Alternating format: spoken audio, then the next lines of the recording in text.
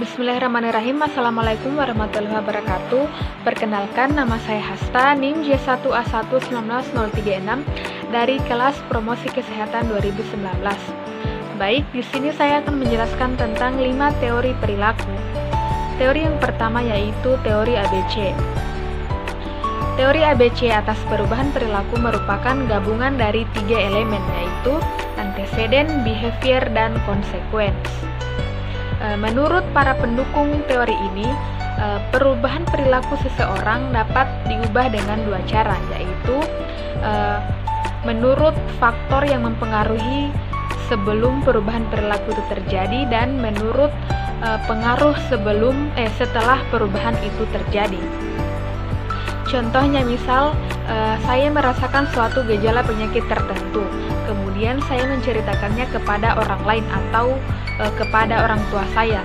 Akhirnya orang tua saya memberikan saran untuk saya memeriksakan diri di fasilitas kesehatan. Itu yang disebut dengan antecedent. Kemudian saya akan memeriksakan kesehatan saya di puskesmas. Itu yang disebut dengan behavior atau perilaku. Setelah melakukan pemeriksaan kesehatan, misalnya didapatkan bahwa hasilnya misalnya saya mengidap penyakit TBC. Kemudian saya diberikan kesempatan untuk mengambil keputusan apakah saya akan melanjutkan untuk melakukan pemeriksaan atau tidak. Itu yang disebut dengan consequence. Teori yang kedua yaitu teori reason action. Teori ini menekankan tentang pentingnya peranan intention atau niat sebagai faktor penentu atau alasan untuk melakukan perubahan perilaku, di mana niat tersebut didasarkan atas 3 hal. Yang pertama, sikap. Sikap ini ialah sebagai penilaian secara keseluruhan terhadap perubahan perilaku atau tindakan yang akan diambil. Yang kedua yaitu berdasarkan norma subjektif, yaitu kepercayaan terhadap pendapat orang lain tentang setuju atau tidak setuju terhadap tindakan atau perilaku yang akan dilakukan. Yang ketiga yaitu berdasarkan pengendalian perilaku, ialah persepsi bagaimana menanggapi konsekuensi atau akibat dari tindakan atau perilaku yang telah diambil. Contohnya, seorang ibu atau seorang istri akan mengikuti program KB. Tentunya dalam keinginan tersebut, yang mengawali keinginan tersebut adalah niat dari dalam diri ibu itu sendiri, di mana niat tersebut berdasarkan pertimbangan ketiga hal yang saya sebutkan tadi, yaitu sikap, norma subjektif, dan pengendalian perilaku. Baik, teori yang ketiga yaitu teori preset process. Teori ini dikembangkan oleh Lawrence Green, di mana menurut Lawrence Green, kesehatan seseorang atau masyarakat dipengaruhi oleh 2 hal, yaitu perilaku dan non-perilaku. Sementara perilaku itu sendiri dipengaruhi oleh 3 hal, yaitu faktor pemudah, faktor pemungkin, dan faktor pendorong atau penguat. Faktor pemudah meliputi sikap, kepercayaan, ketertarikan, dan pengetahuan, dan lain-lain. Faktor pemungkin meliputi sarana prasarana, media, alat, dan lain-lain. Sedangkan faktor pendorong atau faktor penguat meliputi tanggapan atau pendapat dari orang lain, seperti pendapat dari tokoh agama, tokoh masyarakat, petugas kesehatan, atau bahkan dari peraturan pemerintah setempat. Misalnya, contoh seorang istri tidak ingin melakukan program KB, tidak ingin mengikuti program KB karena ia tidak memiliki pengetahuan tentang KB, ia tidak tahu cara menggunakan KB, tidak tahu di mana akan mendapatkan pelayanan penggunaan KB, tidak tahu manfaat dari KB itu sendiri, dan lain-lain.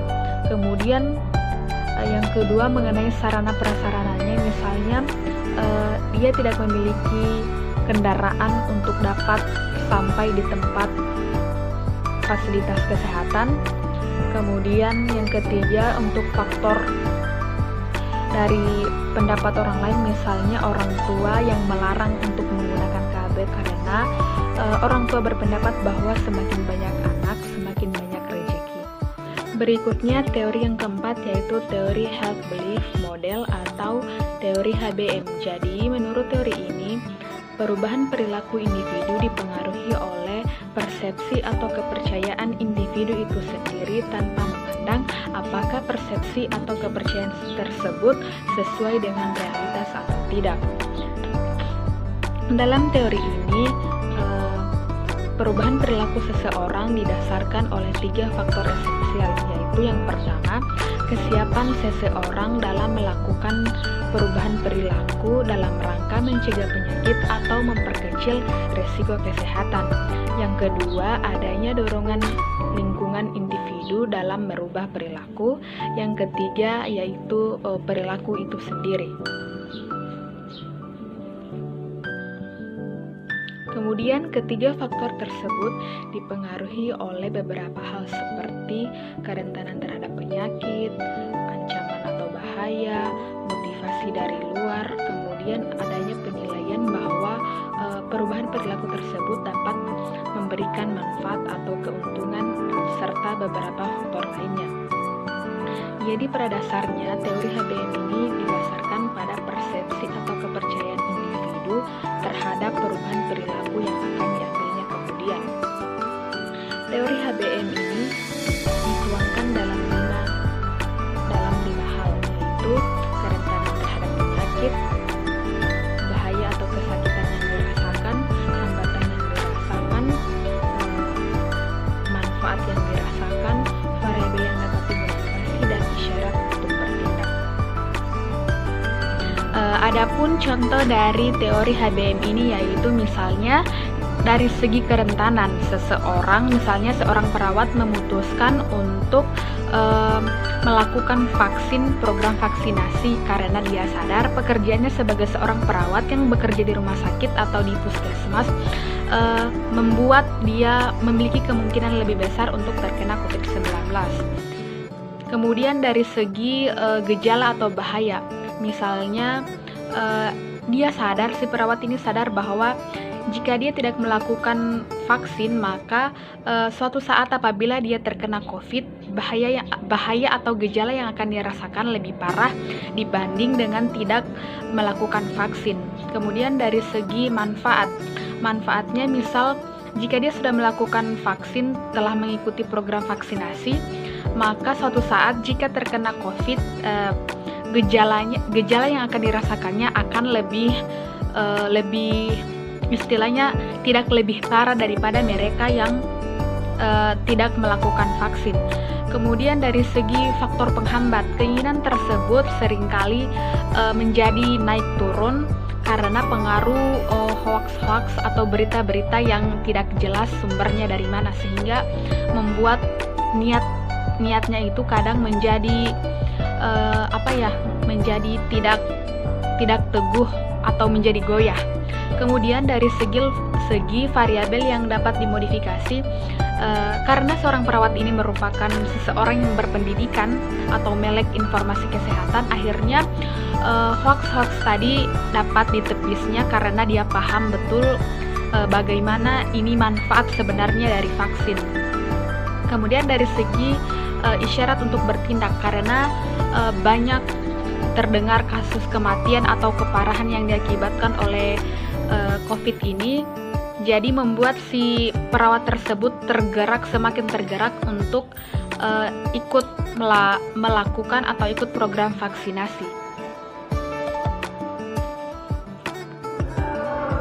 Berikutnya teori yang kelima yaitu teori perilaku menurut WHO. Menurut WHO, perilaku seseorang dapat diubah karena beberapa hal. Yang pertama, karena pemikiran atau perasaan, kemudian adanya acuan atau referensi dari pihak lain, kemudian sarana prasarana atau sumber daya alam, dan faktor sosial budaya. Adapun contoh dari teori WHO ini misalnya Seorang istri yang belum lama melahirkan diketahui telah hamil lagi karena menurutnya dan ibu tersebut tidak menggunakan KB. Menurutnya jika menggunakan KB sama dengan kita membunuh anak. Hal tersebut yang disebut dengan pemikiran atau feeling. Pemikiran dan perasaan. Kemudian hal tersebut juga didukung dengan adanya referensi dari orang lain. Misalnya si ibu tadi mempunyai artis idola yang si artis idola tersebut juga mempunyai anak yang banyak, makanya dia ingin seperti idolanya tersebut. Kemudian hal lain yang mendukung keputusan tersebut juga karena faktor ekonomi. Misalnya si ibu tersebut merasa bahwa mereka mempunyai ekonomi yang bagus, sumber daya yang bagus, sehingga mereka mampu untuk menganggap mampu untuk memiliki anak yang banyak. Kemudian selain itu di masyarakat tempat tinggal ibu tersebut, masyarakatnya percaya bahwa banyak anak banyak rezeki. Hal tersebut yang dimaksud dengan bagian dari faktor sosial budaya. Baik, saya pikir itu saja penjelasan singkat dari saya mengenai 5 teori perilaku. Selanjutnya saya memohon maaf yang sebesar-besarnya apabila terdapat kesalahan kata atau perilaku yang tidak semestinya. Akhir kata, wassalamualaikum warahmatullahi wabarakatuh.